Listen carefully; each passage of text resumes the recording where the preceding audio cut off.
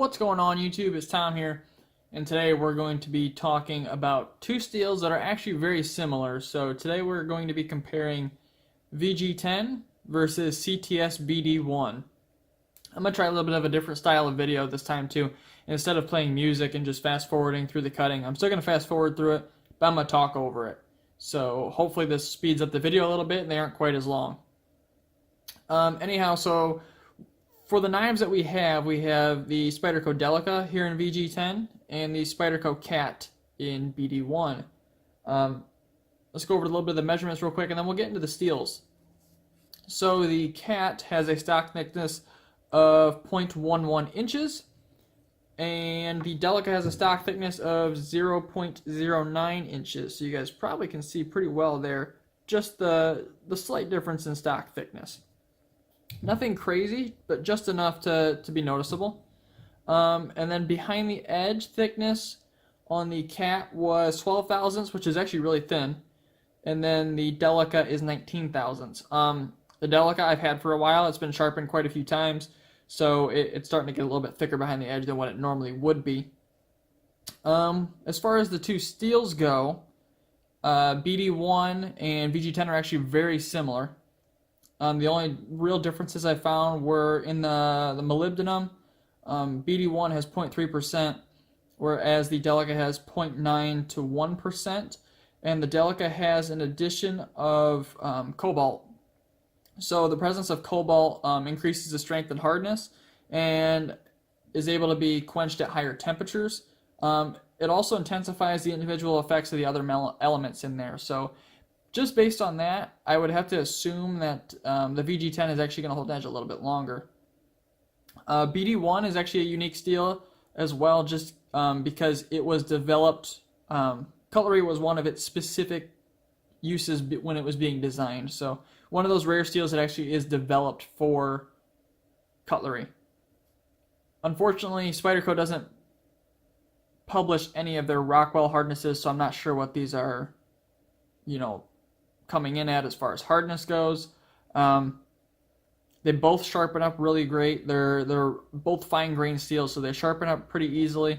VG-10 has a little bit more of a stubborn burr as compared to BD1. BD1, it seemed like the burr left a little bit easier. So I don't know if you guys do the same thing that I do, but when I'm trying to compare two steels, before testing it, obviously, before I got into the whole testing thing, I used to look them up or Google them. So in this case, I'd Google VG-10 versus BD1. And there's almost always a bunch of threads online on Blade forums or the Spyderco forums. My buddy who sent this Spyderco Cat along to be tested actually sent me a link probably a week or two ago now of a Spyderco forum post where they were discussing BD1. I Googled it myself and found a couple results on Blade forums. I have a couple quotes here for you guys just from Blade forums, and we're going to see if the results kind of go along with what Blade forum says. So I have a quote here. Edge retention is very poor. I cannot think of a graded steel that bluntens faster. This is talking about BD1. The steel has pretty poor edge retention, but then the user goes on to say BD1 takes the best edge out of any steel I've used.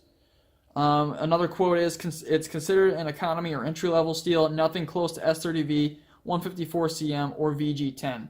Now these posts are back in 2013 when VG-10 was actually a pretty high quality steel. Like there was no real crazy steels out there at the moment. Another user says working edge lasts fairly long, comparable to VG-10. So there's kind of some conflicting reports out there on just how good BD1 really is. Not a lot of people have tested it from what I've found. Just based on other people's personal accounts, plus looking at the composition and everything, my prediction was that VG-10 would do about 40% better. Last time we tested VG-10, I think we got like 155 feet or something like that, which isn't too shabby, honestly. So I sharpened both these knives to 18 degrees per side on my wicked edge, verified the angle with my angle cube, then put a 20-degree micro bevel on them on the sharp maker. Both knives came up to a perfect sharpness, easily cut phone book paper. That's really my test to make sure that they're sharp. Yeah, easily sliced through phone book paper. Since the Delica's edge is a little bit longer, I actually taped off a small section that you guys are probably seeing in the video right now, back here towards the heel, so I wasn't using that section. The Cat's blade is quite a bit smaller, so I wasn't as concerned with spreading that wear out over the entire length of the edge. So I got on to cutting. I felt like BD1 actually felt like it maintained its keener edge a little bit longer for some reason, but once it lost its keen edge, it broke down kind of quick. VG-10 seemed to lose its real keen edge pretty quick, but then maintained a working edge a bit longer. Both knives cut well.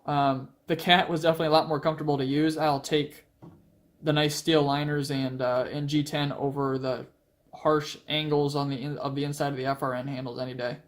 But as far as the results go, the Cat and BD1 cut 143.17 feet, and the Delica cut 166.54 feet. I did not calculate the percentage increase. I'll throw that up on the screen right now before I recorded this, obviously. But seeing that result is pretty typical, or kind of what I assumed. I mean, I'm not going to get every prediction right, and I haven't gotten many right to this point, but this is one that I felt pretty confident about that VG-10 would do it just a little bit better. As far as the steels go, I don't think BD1 is nearly as bad as what a lot of people are saying, and I think those people need to, cut with it and use it a little bit more instead of writing it off as a bad steel, especially considering that Spyderco is coming out with that lightweight Para 3 here soon. And that's going to be in BD1N, which is actually a little bit better than BD1 because it has nitrogen added to it, so that'll be another one that I test. That lightweight Para 3 is definitely going to be on my list of blades to get. But I figured that these two would be a pretty good comparison as far as two very similar steels go. So if you guys see steel or see a knife out there in BD1, I wouldn't hesitate to pick it up. I looked on Blade HQ, and I think they have like 35 knives right now in BD1. So a lot of them are Spyderco, some Cold Steels, and a couple other off the wall brands. I can't remember the name of them off the top of my head, but BD1 is definitely a good user steel, so I would not shy away from it. I hope you guys enjoyed the different style of this video. I hope that everything kind of flows together better. There's not any boring parts where you guys have to skip through. I know not everybody wants to look or watch through the cutting portion. But anyhow, guys, if you guys enjoyed the video, make sure to drop a like down below. Subscribe to continue to see more content just like this one. We'll have more steel tests upcoming here soon. Anyhow, as always, guys, thanks so much for watching. Have a great day.